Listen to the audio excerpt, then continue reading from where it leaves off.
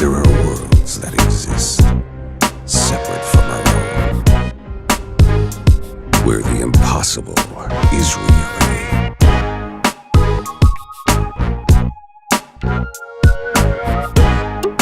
Separate from our own.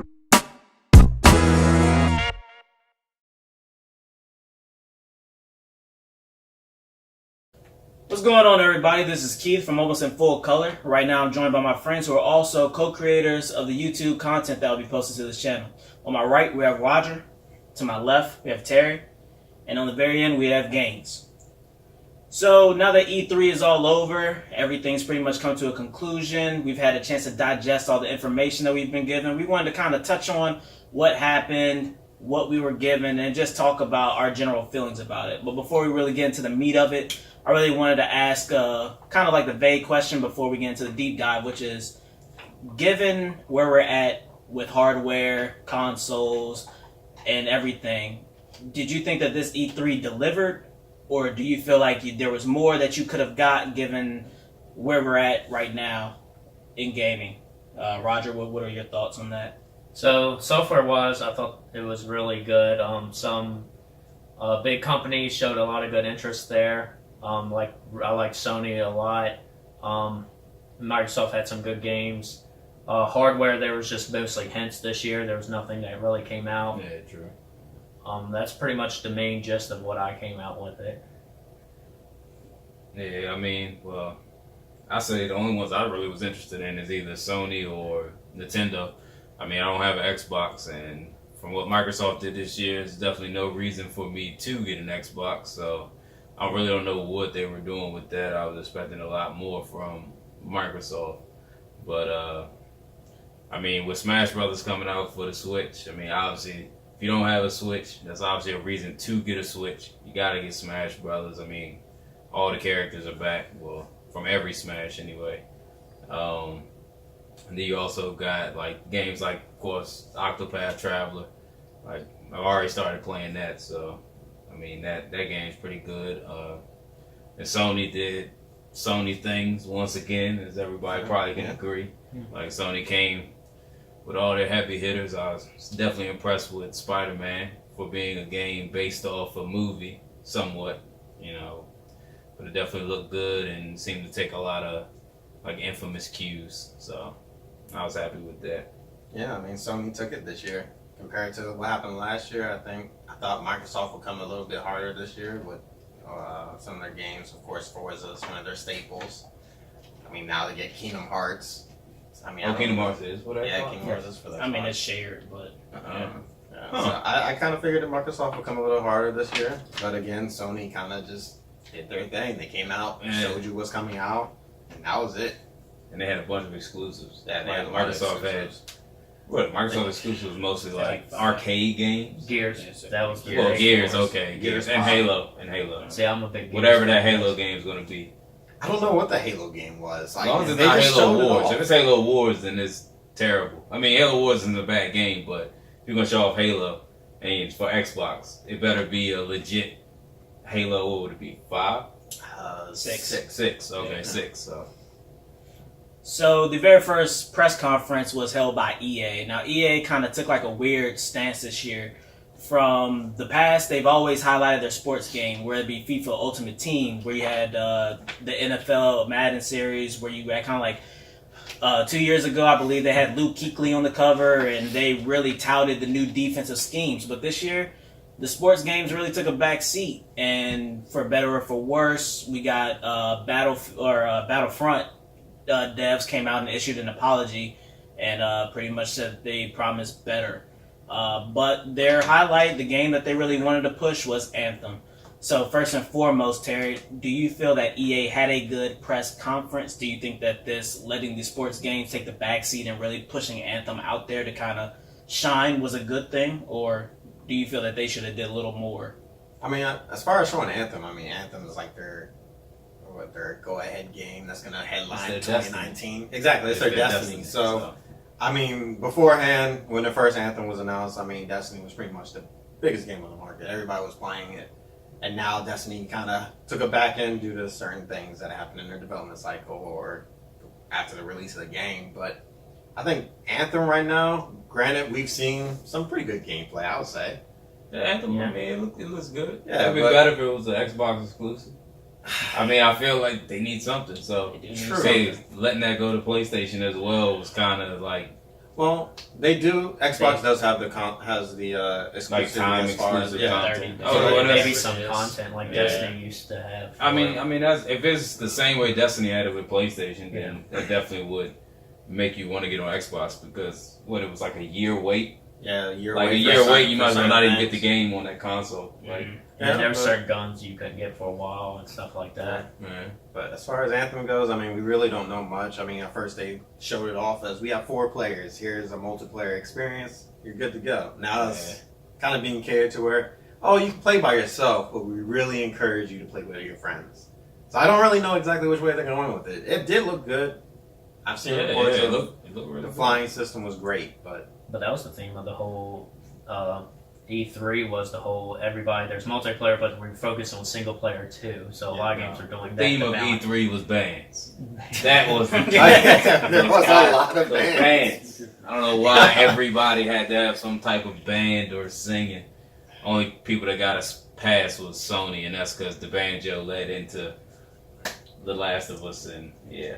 I did like Anthem for the class differences, like I want to say warrior, but that wasn't the tank guy. He was really huge, very different than everything rushing in. Yeah. You pretty much knew he was the tank role without them So that even was at announcing least it. cool with the classes had very different characteristics and Yeah. stats a lot more. I liked how they took the approach where, Destiny, you take 3 characters. Yeah, now they're yeah. like, you have 1 pilot, but you get to use all 4 of the javelins. Yeah, So I thought that was actually so kind of almost like hot swap on the fly. Yeah.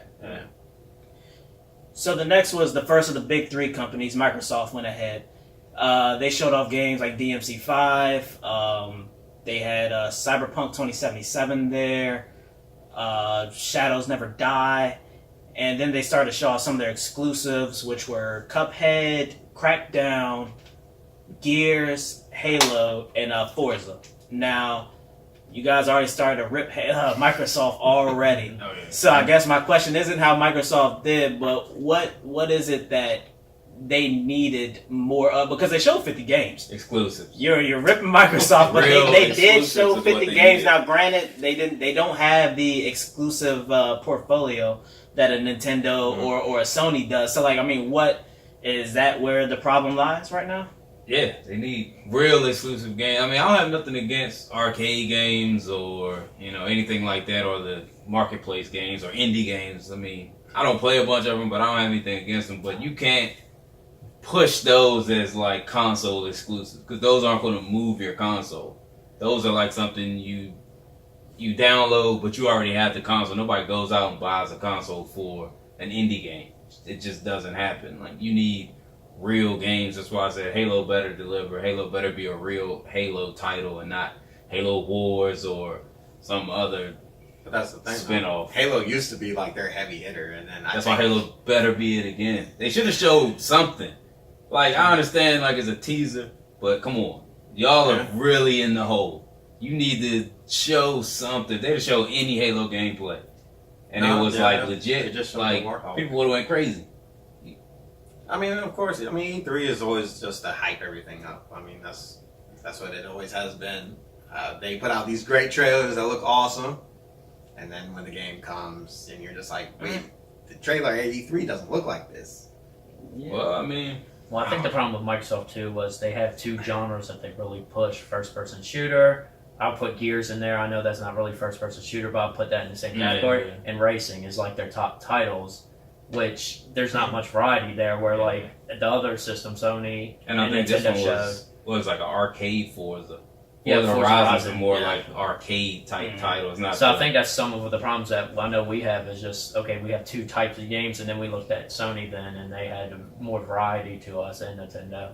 Yeah. I mean, Forza delivered. I like For Forza. some reason, I don't know. Maybe it was just because of the way it was done or recorded or whatever the case was. I don't know if you may have noticed that. I think I talked to you about it, where they were showing off the smoke coming from the bikes. Oh. And it was raining at the same time, and it looked like the Xbox couldn't hold it. And it Were was they really on bad. Xbox One X? I was looking for games I actually to imagine- showcase the One X because they have the One X, but I imagine they like, had to playing be it, on I don't- there. like yeah, when Sony yeah. came out with the Pro, like they pushed how the Pro was better than the regular 4, even though they were still, supporting the 4, and they're not going to be supporting it later after this year, I believe. I believe they've stopped manufacturing the PlayStation 4 now, or later on this year or something. But the One X, they should have had something, a heavy hitter game that's like, we're basing this off the power of the One X. This is something only the One X can do. Like, this is showing why you need this console, and they just didn't. They gave us more of the same, and I mean, you knew what you're getting from Microsoft. Besides the Halo, the Halo was something different. We haven't seen the Halo in a little while, but And the slight problem I know with the console there is a lot of their games are on PC, and some of us have migrated to a PC. So when we look at the Xbox, it's like, oh well, it comes out on PC also. I can see it on PC. Yeah, so that's a big. It's like thing they're kind of almost cutting the Xbox's market, even though granted both are probably still Microsoft because most people have PC. You Well, got Xbox Windows, is so cheaper, so yeah, it would still advertise that. But if you have a computer, it's nice and a disadvantage to Microsoft too because it doesn't push the console as much, but you can still enjoy the games. So on the other side, I feel like Microsoft did something that was very important and actually really big, but it kind of was downplayed just a teeny bit. But that was acquisition of 5 new dev teams. Now, one was created in-house called the Initiative, which is led by the ex-leader of Crystal Dynamics. You have Playground, the creators of Forza. You got Compulsion Games, Undead Labs, and possibly the biggest one, which was Ninja Theory. Ninja Theory from the DMC and the Hellblade or Senua's Sacrifice. Is that something... I mean, it's a step in the right direction for them, but do you think it's too late in the ball game? Is this something that would still make you get the Xbox, or is this something that you're going to say, I'm skipping this generation, I'm just going to wait till if you even, or do you think these, dev teams, because one of them, I mean, they just make the Forza games, we already know we're getting from them. Yeah. So, I and mean, they already really, only make Forza for Xbox. Yeah, so I it was mean, like, we bought them, it's like, okay, well, they don't make games for any, well, at least Forza anyway. They don't make Forza for nobody else, so. So, I mean, one of them we already know we're getting, but the other 4, I mean, do you just feel like this is like, all right, like, you've piqued my interest, maybe I'll get an Xbox at, some point. So is DMC, the new one coming up, is that only on Xbox? No. That Ninja See? Theory had nothing to do with that one. That's back to the originator of Devil May Cry. See? I mean, right now we don't know what they're gonna do. They might start doing new IPs. That's the only way I can see why they announce all these people. Like, hey, these are people you should already look forward to in the future. But it's like you kind of need somebody now. Maybe Well, maybe they cashed in for their next system, kind of like Sony with the PS3. Like PS3 never caught the 360. It never did. They It did at the end of the life cycle. Really? At the I very always end of thought the that- life cycle, the last 2 years, PS3 had caught 360 by then. I always thought the 360 kind of won that generation of console, and then Sony pretty much was like, we're not making our same mistake of coming out later, and they pushed the PS4, and that was out first. And then they pretty much took the market, and it's been that way ever since. So I don't know. But, I mean, granted, those companies may help Xbox down the line, but I feel like I said, they're in such a big hole that you need to do something now before you pretty much lose everyone. If you're a hardcore gamer, you're probably going to go to PlayStation or PC. I mean, the Switch has some hardcore games, but everybody knows most hardcore gamers aren't looking for those type of games on the Switch. We're looking for Mario, we're looking for Zelda, stuff like that. The Nintendo classics. Sure. I think it's too early to tell because I know at the end they announced the 3. At the end, it was just like, oh, and we got these 3 people. Mm-hmm. So there was nothing for it, which maybe next year can answer a lot of that. If they do have big IPs like Derek was hinting at, that would help push it, but it'd be interesting to see that. Yeah. Well, I mean, because the next game out for them.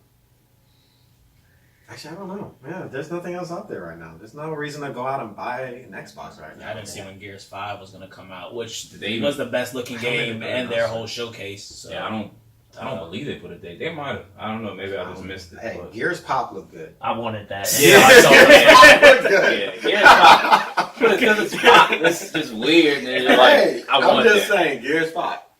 I might have to get an Xbox now because I know as soon as And Roger seen it, Roger was like, "I need that now." Like, Yeah. that needs to And then be they a real game. Then they hit me with the mobile, and then I was like, oh no. Yeah. Was it only on mobile? Yeah, that was the Yeah. thing. Okay. Mobile. Oh shoot! Now I don't have to go out and buy an Xbox. Then I got my phone to use.